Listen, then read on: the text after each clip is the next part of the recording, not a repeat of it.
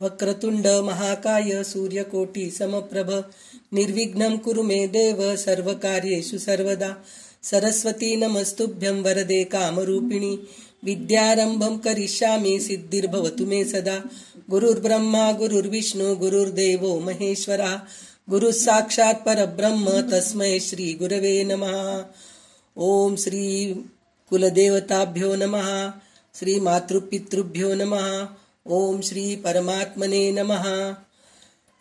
तर कालपासून आपला लक्ष्मी शोभानेचा अभ्यास सुरू झालेला आहे. तर लक्ष्मी शोभानेचं विश्लेषण भारतीताई खूप छान करतायत. तर आज दुसरा भाग चालू आहे. म्हणजे 5 ओवीचे किंवा 5 श्लोकाचे काल अर्थ झालेले आहेत. तर आज पुढच्या 5 श्लोकांचे अर्थ भारतीताई सांगतील. तर आपण सगळेजणी त्याचं आपण श्रवण करूया आणि नंतर संध्याकाळी दिवसभरात आपण मनन चिंतन सुद्धा करायचंय त्याचं. तरच ते आपल्या डोक्यात शिकतं. कारण आपण इतके दिवस दासबोधामध्ये तेच शिकलेलो आहोत की नुसतं श्रवण करून उपयोगाचं नाहीये, तर त्याचं मननही करायला पाहिजे, तर त्याचा उपयोग होतो. तर त्याच्यासाठी म्हणून भारतीताई सांगितलेले आपण आता ऐकूया, मग नंतर मनन चिंतन करूया. तर सुरू करा भारतीताई. श्री दिग्विजय रामो विजयते. ओम शुक्लांबरधरं विष्णुं शशिवर्णं चतुर्भुजं प्रसन्नवदनं ध्यायेत् सर्वविघ्नोपशान्ते. श्रीमत्सौभाग्यजननीं स्तौमि लक्ष्मीं सनातनीं सर्वकामफलव्याप्ते साधनैकसुखावहं. तपो विद्या विरक्त्यादि सद्गुणौघाकरानं वादिराजगुरून् वन्दे हयग्रीवपदाश्रयान्. हयग्रीव नमः. काल आपण लक्ष्मी शोभानाचे 5 कडव्यांचा अर्थ बघितला. म्हणजे लक्ष्मी आणि श्रीहरी यांच्या लग्नाचं हे पूर्ण वर्णन आहे. त्यामध्ये श्रीहरी कसं श्रेष्ठ आहे आणि लक्ष्मी कशी येती आहे, आपल्या मुलांना कसं वाचवते, या सगळ्याबद्दल सांगितले. आणि तिने काय काय आभरणं घालून ती येत आहे याचं वर्णन आहे. आता याच्या पुढे पण तेच आहे, म्हणजे लक्ष्मीचं वर्णन आहे. तर हा 6वा कडवा. पडेव कांचीय दाम उळीव किंकणी गळू नलिव काल डोंगरे गरु केनलो नळनळी सुद्धा मुद्दू मपद चलवे लक्ष्मी चलहरी नम्म वधूवरर. म्हणजे त्याचा भावार्थ सांगते. लक्ष्मी देवीच्या कमरेवर चमकणारा कंबरपट्टा आहे. त्याला असलेल्या छोट्या छोट्या घुंगरांचा छान किणकिण असा आवाज येत आहे. ती चालताना नाचणाऱ्या पैंजणातून छमछम असा आवाज येत आहे. कोमल कांती असलेली गोंडस चेहऱ्याची सुंदर लक्ष्मी आमच्या वधूवरांचे रक्षण करो. लक्ष्मी देवीने जो कंबरपट्टा घातलाय त्याला छोटी छोटी घुंगर आहे आणि त्यातून मधुर ध्वनी येत आहे. घुंगरातील हलून आवाज येण्यासाठी कंबरपट्टा जरा सैल घालतो. याचाच अर्थ लक्ष्मी देवीचे कंबूर अगदी नाजूक आहे, म्हणून त्याला कंबरपट्टाचा तिला घुंगराचा नाद येत आहे. लक्ष्मी देवीचं हे एक लक्षणच आहे. म्हणजे कोणी कंबर वगैरे लहान चांगलं असलं, अगदी नाजूक असलं की आपण म्हणतो ना सौंदर्याचं एक द्योतक आहे, तसं त्यांनी सांगितलंय. आणि लक्ष्मीचा चेहरा गोंडस असून तिची कांती चमकत आहे. याचा अर्थ फक्त चेहराच गोड नाही, तर तिचे अंग प्रत्यंग सगळे कोमल आणि सुंदर आहे. त्यावर चमकणारे नाना प्रकारचे दागिने आहेत. विशेष करून चमकणारा कंबरपट्टा, त्यातील किणकिण आवाज, घुंगरे या सर्व तिच्या नैसर्गिक सौंदर्यात भर घालत आहेत. कंबरपट्टा चमकत आहे, घुंगरू मधुर ध्वनी करत आहेत, पैंजण छमछम करत आहेत. हे सगळं का होत आहे, तर ह्या सगळे आभरण लक्ष्मी देवीचे विश्वकर्माने बनवलेले आहेत. आपण साधं एखादं कारागिरांनी करलेलं असते तरी किती सुंदर केले आहे. तर हे तर विश्वकर्मानेच केलेले आहेत तिचे सगळे दागिने. त्यामुळे ते अजून जास्त चमकत आहेत. परंतु जड असलेल्या पैंजणाला ते माहीत नाही असं नाहीये. म्हणजे अगदी सावध ते नाचत आहे तसं म्हटलंय त्यांनी. का असं म्हटलंय तर वादिराज स्वामी म्हणतात, सहज सौंदर्य असलेल्या, सौंदर्याची आदिदेवता असलेल्या लक्ष्मी देवीच्या पायावर आभूषण म्हणून स्थान मिळाल्याने पैंजणांना गर्व आला आहे आणि त्यामुळे गर्वाने ते नाचत आहेत, अशी त्यांनी कवी कल्पना केली आहे.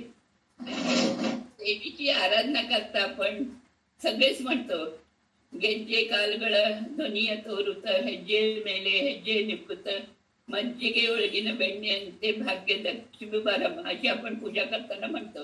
हे गाणं सर्वसाधारण सगळेजण म्हणतात. परंतु विष्णूला न समजता, त्याच्या भक्ती न करता, त्याची पूजा न करता फक्त लक्ष्मीची आराधना केल्यास तिला राग येतो असं समजा.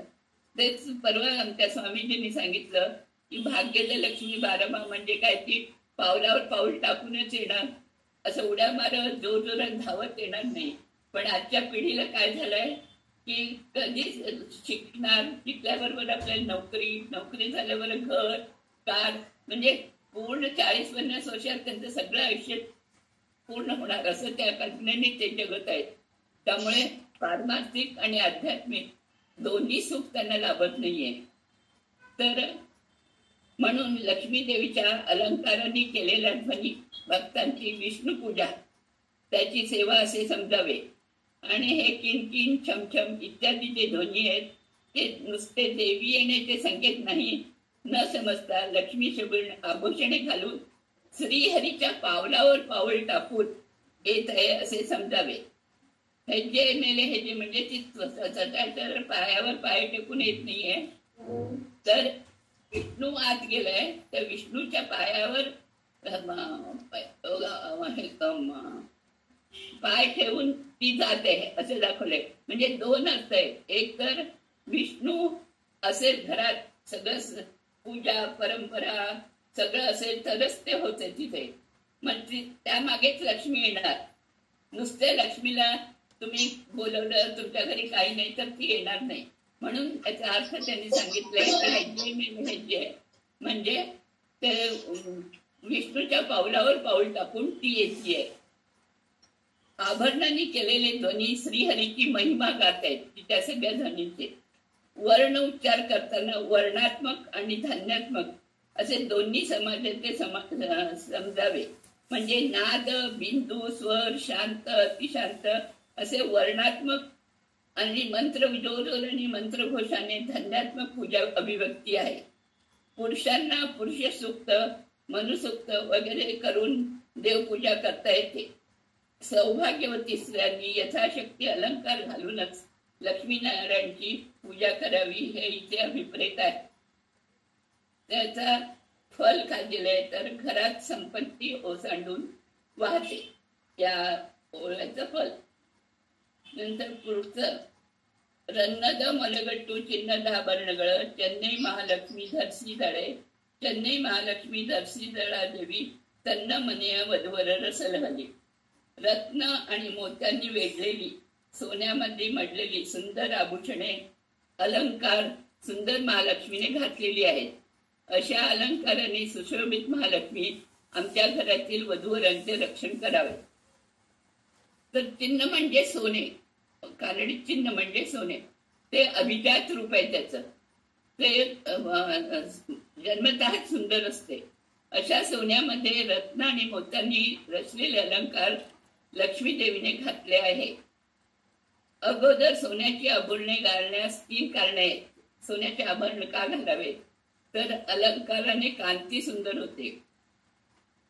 दुसरं, पाप परिहार होऊन देह पवित्र होते आणि घातलेल्यांची संपत्ती वाढते. शरीरात ज्या भागात अशुभ म्हटले जाते तिथे सोन्याचे दागिने कधी घालू नये, तिथे ते चांदीचे घालावे. म्हणूनच पैंजण केव्हाही चांदीचे असतात. तेच कंठात, शिरोभागात, हातात वगैरे घालावे असे. धार्मिक क्रिया करताना पण सोन्याचे दागिने घालून गेल्यास विशेष फळ मिळते. सोन्याला एवढे पावित्र्य देण्याचे कारण म्हणजे सर्व देवतांचा आधार असलेला अग्नी नामक लक्ष्मीनारायण देव आहे. सुवर्णामध्ये त्याचे विशेष सान्निध्य असते. अश्विनी सकला देवा सुवर्णच तदात्मकम तस्मात सर्व पवित्र पवित्र परमं स्मृतम. सोन्याचं म्हणजे कसं आहे एवढं चांगलं, तर सर्व रत्नांना एकत्र करून त्यांचे मंथन केल्यास त्या सर्व रत्नांचे सार म्हणजेच सोनं, म्हणजे सगळे एकीकडे आणि सोनं एकीकडे. क्षीरसागरातून उद्भवलेल्या लक्ष्मीचं रत्नांच्या मंथनातून उद्भवलेल्या तिला असे आरोग्य योग्यच आहे. सोने ही सर्व पवित्र वस्तू श्रेष्ठ आहे. खरे पाहता म्हणणे म्हणजे खरे म्हणजे कानडीत म्हणणे म्हणजे माझ्या, परंतु संस्कृत मध्ये त्याचा अर्थ आहे मान्य.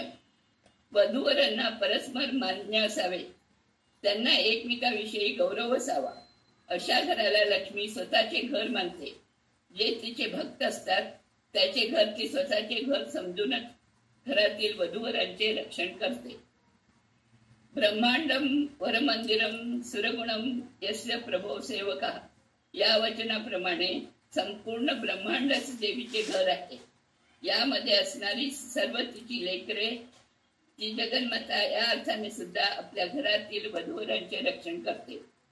ज्या घरात परस्पर प्रेम असून धर्मकार्य चालतात त्या दाम्पत्याचे घर ही स्वतःला वास करण्यात येते. कल्याण मंडप सुद्धा एका अर्थाने तिचे घरच आहे, कारण विवाह करणाऱ्या वधूवरामध्ये लक्ष्मी नारायणांचा वास असतो.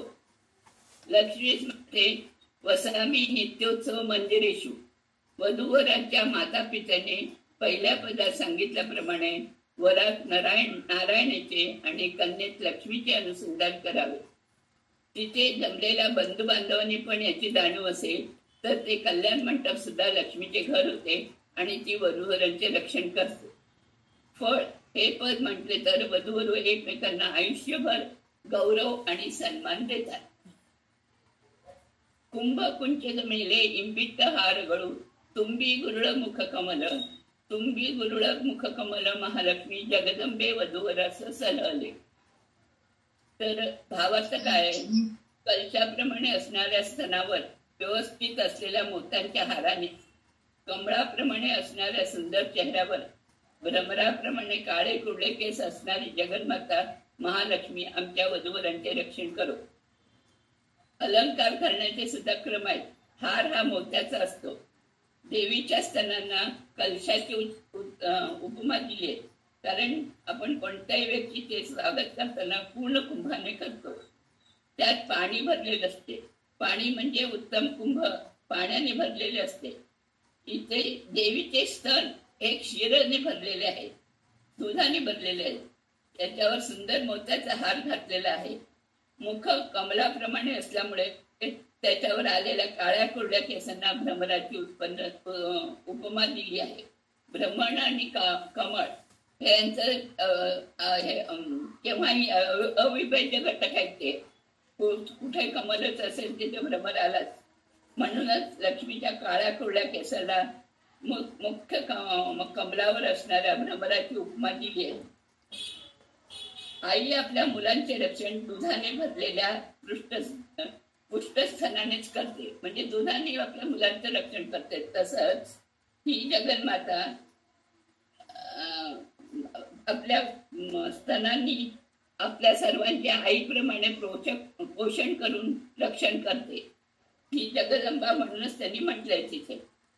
तर नववधूला पण एक परंपरा दिल्यासारखं की तिने पण पूर्णपणे स्तंभ किंवा क्षीर किंवा पाणीपेक्षा एक मोठ्या मनाने सगळ्यांना सांभाळावं, त्यांचं रक्षण करावे असं त्यांना वधूला हे करायचंय, सुचवायचंय.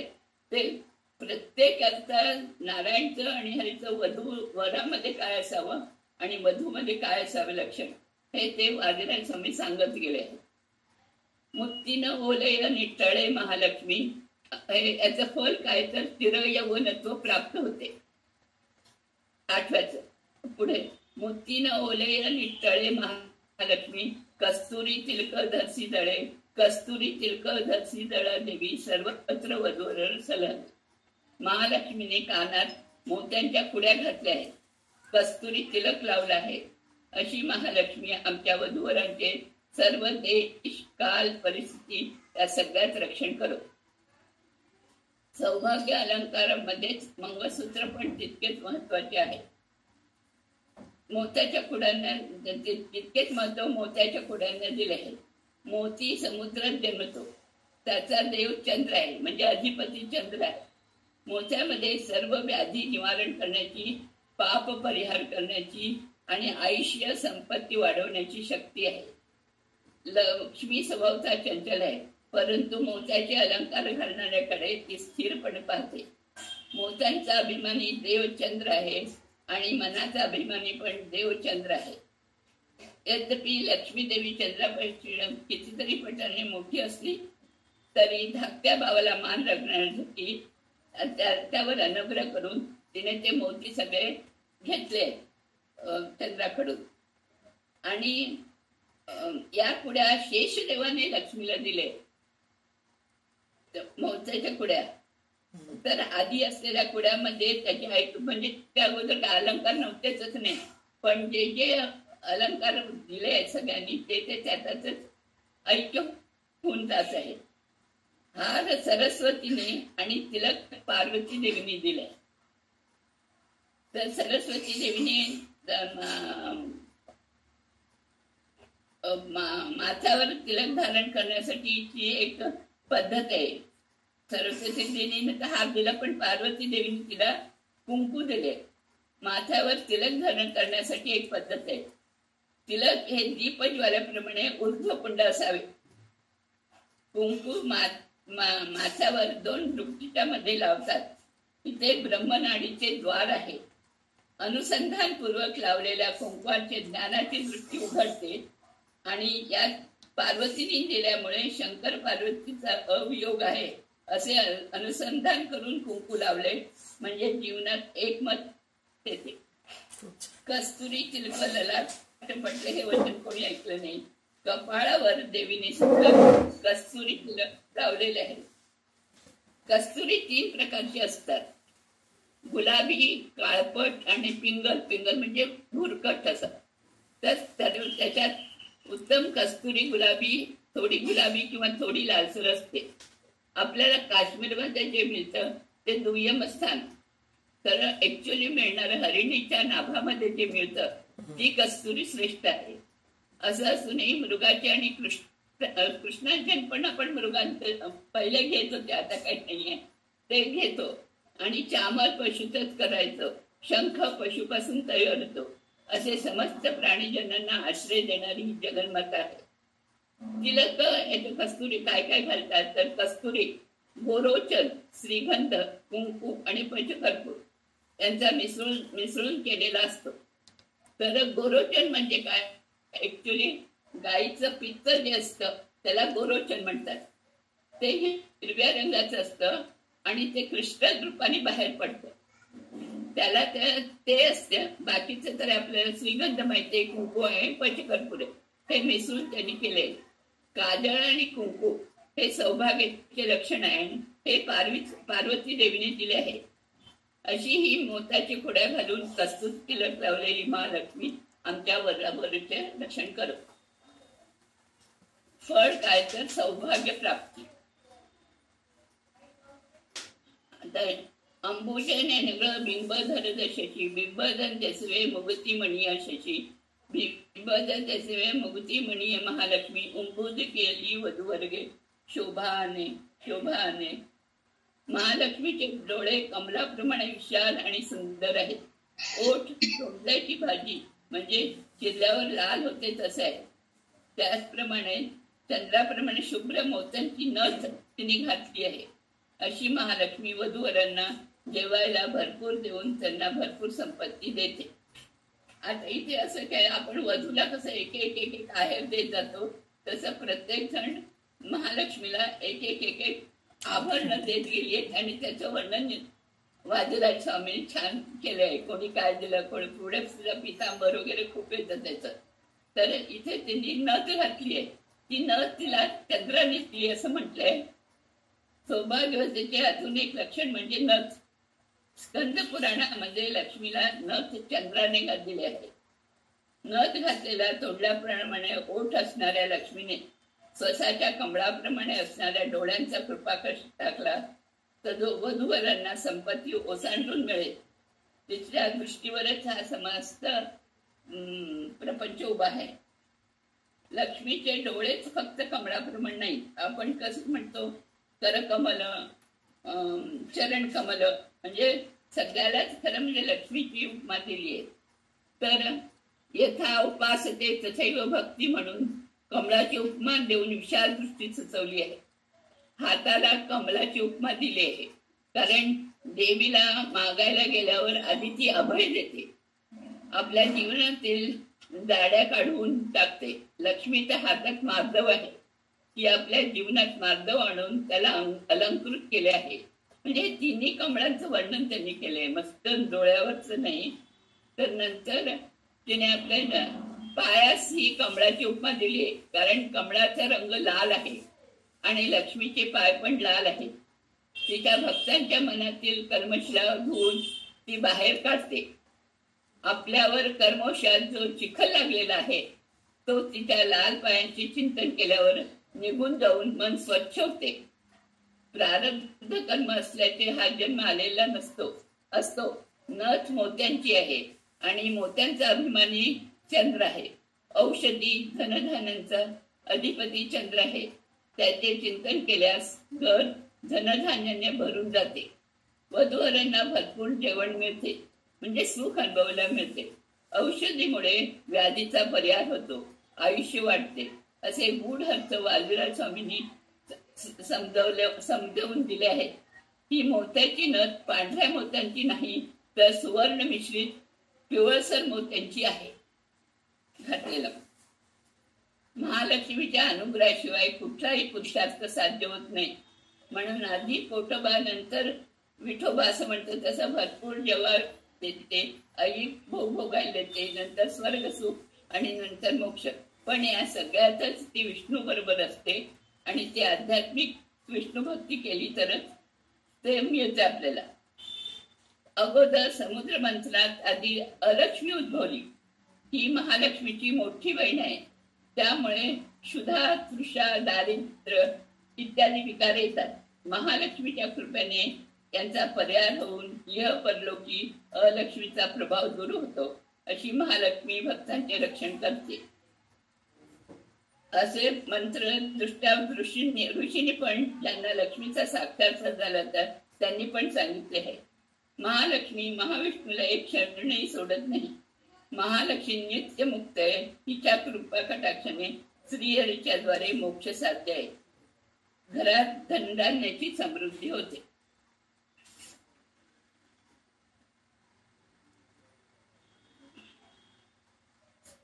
एवढं सांगून श्रीकृष्ण अर्पण नमस्तु, श्री मध्वेश अर्पण नमस्तु. आपण आज इथेच थांबूया.